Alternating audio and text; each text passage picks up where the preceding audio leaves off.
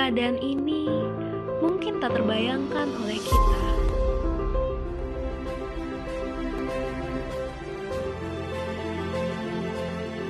Namun, hal tersebut tidak menyurutkan komitmen kami untuk memberikan pelayanan yang baik, aman, dan nyaman bagi seluruh masyarakat Indonesia.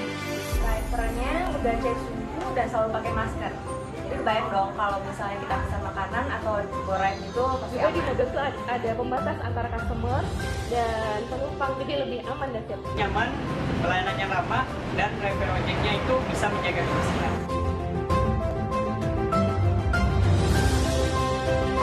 Kami akan selalu meningkatkan kualitas mitra kami demi memberikan pelayanan yang terbaik untuk seluruh kebutuhan masyarakat.